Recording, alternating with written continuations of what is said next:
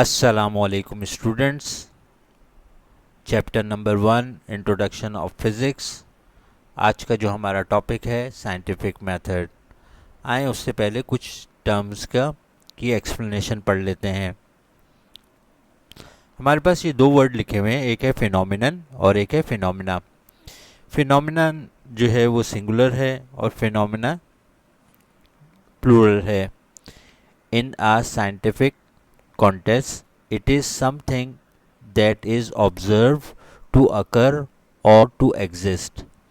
इसकी मिसालें ये होती हैं जैसे natural phenomena including gravity, biological process, weather, fog, thunder, decomposition, physical process, wave propagation, blood moon, natural disaster mean volcano, eruption और अर्थक्वेक।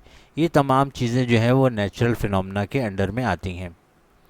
इसके बाद एक और वर्ड है in science an hypothesis in an idea और explanation that you then test through study और experimentation.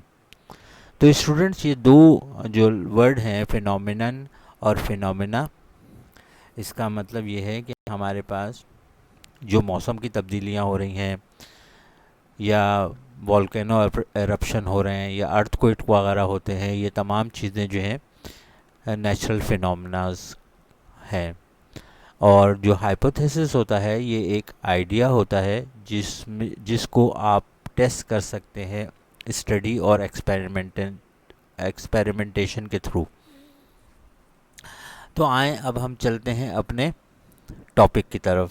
हमारा topic है साइंटिफिक मेथड। साइंटिफिक मेथड जो हमारा टॉपिक है, तो इसकी डेफिनेशन देख लेते हैं। Scientific method is a process by which scientist try to investigate, verify और construct an accurate reliable vision of any natural phenomena. Scientific method एक ऐसा ख़ास तरीक़ाकार है जिसमें हम एक्यूरेट इन्वेस्टिगेशन करते हैं एक नेचुरल फिनोमेना की। इसके स्टूडेंट्स मुख्तलिफ स्टेप्स होते हैं। तो सबसे पहला स्टेप है ऑब्जर्वेशन। ऑब्जर्वेशन अगर हम सिस्टमेटिकली सही तरीके से लेंगे तो उसके बाद ये जो इसकी जो स्टेज होगी वो सेकंड स्टेज में आ जाएगा, हाइपोथेसिस में। हाइपोथेसिस अगर टेस्ट और स्टडी और एक्सपेरिमेंटेशन के थ्रू करेक्ट साबित होता है तो फिर वो थ्योरी की तरफ चला जाता है। और इसी तरह थ्योरी जो है वो भी एक्सपेरिमेंट और थ्योरिकल रिजल्ट और एक्सपेरिमेंटल रिजल्ट अगर सेम आए तो ये साइंटिफिक लॉ बन जाता है। तो स्टूडेंट्स इसका सबसे पहला स्टेप हम पढ़ते हैं, वो स्टेप है observation. Observation are taken very carefully and systematically. Student किसी भी फिनोमेना, नेचुरल फिनोमेना को जब हम स्टडी कर रहे होते हैं, ऑब्ज़र्व कर रहे होते हैं, तो उसकी रीडिंग्स वगैरह जो है वो बहुत ध्यान से और सिस्टमेटिकली लेनी होती है। In this way all possible information is gather about the physical phenomena under investigation. इस तरीके का से हम तकरीबन तमाम मतलूबा मालूमात हासिल कर लेते हैं। मिसाल के तौर पर मैं आपसे कुछ आपकी ऑब्ज़र्वेशन शेयर करता हूँ। अगर आप लाइट के सामने खड़े होंगे तो क्या होगा, रोशनी आपके चेहरे पे पड़ेगी, लेकिन बैक साइड पर आपका एक शेडो क्रिएट हो रहा होगा। ये हमारी आम ऑब्ज़र्वेशन है। तो चलें हम इसके तहत अपनी ऑब्ज़र्वेशन का आगाज़ करते हैं। हमारी सबसे पहली ऑब्ज़र्वेशन, यहाँ पे एक लाइट बल्ब है और यहाँ पर एक स्टार है सामने, तो इसका शेडो क्रिएट हो रहा है, यानी लाइट फॉल हो रही है स्टार पर और इस बैक साइड पे इसका शेडो क्रिएट हो रहा है। अब दूसरी ऑब्जर्वेशन को देखते हैं। यहाँ पे एक रेड रंग की बॉल है और रोशनी जो है वो इस डायरेक्शन से बॉल पे पड़ रही है। जिस हिस्से पर रोशनी ज़्यादा पड़ रही है वो ज़्यादा ब्राइट नज़र आ रहा है। अगर हम इसके निचले हिस्से में देखें तो यहाँ पर इसका एक शेडो बन रहा है। इसका मतलब ये हुआ कि रोशनी सामने की तरफ से आई और इस बॉल से गुजर नहीं सकी और ना ही उसने कोई टेढ़ा मेढ़ा रास्ता बना के इस शेडो को ख़त्म कर दिया। अब हम तीसरी ऑब्जर्वेशन को देखते हैं। हमारी जो तीसरी ऑब्जर्वेशन है स्टूडेंट्स, उसमें आपके सामने एक स्पून नज़र आ रहा है और रोशनी इस डायरेक्शन से स्पून की तरफ जा रही है। अब देखें जो हिस्सा जो फेस है, फ्रंट साइज है स्पून का, वो चमकदार दिखाई दे रहा है और साइड में भी आप देखें कि रोशनी जा रही है, लेकिन सिर्फ उतना ही हिस्सा जिस स्पून की जो रोशनी का जो हिस्सा स्पून के सामने टकरा रहा है उसी का शेडो नीचे बन रहा है। तो स्टूडेंट्स आपने हमारा मुशाहिदा ये हुआ कि लाइट स्ट्रेट लाइन रखती है।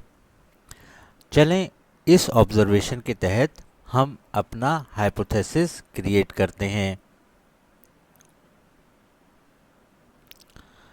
सबसे पहले हाइपोथेसिस की डेफिनेशन। तो हाइपोथेसिस की definition: keeping these observation in mind, a scientist make some hypothesis or postulate to explain the phenomenon। अब वो जो ऑब्जर्वेशन हमने ली उसकी बेसिस के ऊपर हम इसको एक्सप्लेन करेंगे। An hypothesis is a notion of a scientist on which he tried to explain the phenomenon। अब हाइपोथेसिस एक ऐसी चीज़ है जिससे हम इसको अपनी ऑब्जर्वेशन को एक्सप्लेन करते हैं। तो हमने एक स्टेटमेंट बनाई, लाइट स्ट्रेट पाथ। अब ये जो सेंटेंस बना हुआ है ये कम्प्लीटली वाज़े नहीं है, ये वाज़े स्टेटमेंट नहीं है। इसके लिए हाइपोथेसिस को हम चेक करते हैं by the help of experiment. तो हमने इसके लिए एक एक्सपेरिमेंट बनाया।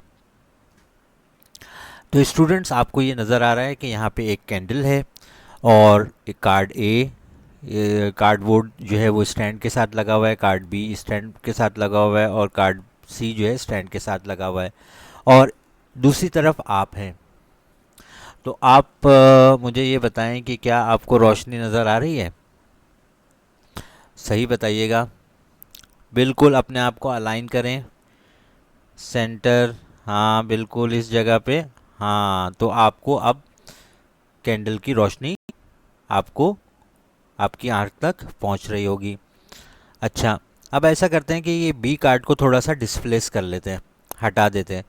अब बताएं सूरज की कैंडल की रोशनी आप तक आ रही है? नहीं आ रही सर। बिल्कुल सही।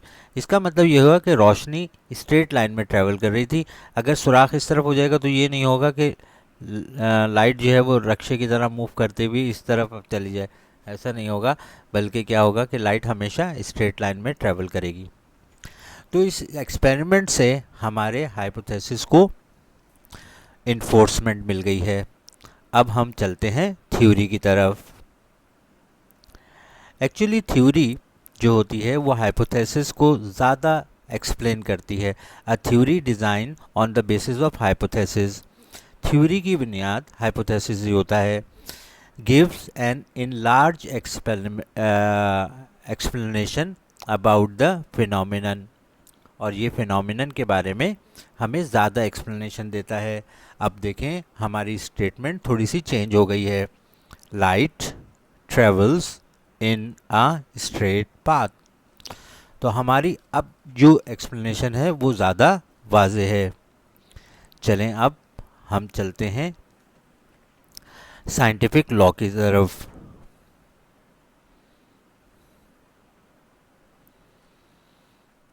तो स्टूडेंट्स अब हम थ्योरी और लॉ के दरम्यान में डिफरेंस को स्टडी करते हैं। तो थ्योरी जो होती है वो एक्सप्लेन करती है वाई नेचुरल फिनोमेना अकर, कि एक नेचुरल फिनोमेना किस तरह वकू पजीर होता है। इसी तरह इसके बेसिस जो होती हैं, on the basis of hypothesis, can be use for prediction, यानी इससे हम पेशन गोई भी कर सकते हैं, और कैन बी रिवाइज्ड, और इसको बदला भी जा सकता है। इसी तरह से लॉ लॉ जो होती है एक समराइज होती है, a set of observation about a natural phenomena. चलें अब साइंटिफिक लॉ के बारे में पढ़ते हैं। Scientific law are the statements based on the repeated experiments. अगर हम थ्योरी के लिए एक एक्सपेरिमेंट बनाते हैं और जो नताइज हमने थ्योरी में बयान किए वही एक्सपेरिमेंट के तौर पर वाज़े हो जाएं, या हमारी ऑब्जर्वेशन ज़्यादा बेहतर हो, दैट प्रिडिक्ट, और इसकी रेंज ऑफ नेचुरल फिनोमेना, यानी जो किस किस हालात में रोशनी जो है वो स्ट्रेट लाइन में ट्रेवल करेगी, क्योंकि रोशनी के अंदर रिफ्लेक्शन, रेयर फ्रैक्शन का प्रोसेस भी होता है। ये भी फिनोमेना लाइट के अंदर मौजूद होते हैं। तो अब हमारे जो लास्ट स्टेटमेंट बनी वो ये बनी कि light travels in a straight line. Students, इस टॉपिक को मैंने मुख्तलिफ तरीके से आपको समझाने की कोशिश की है। मुझे उम्मीद है कि आपको मेरी ये काविश पसंद आई होगी। वसलाम।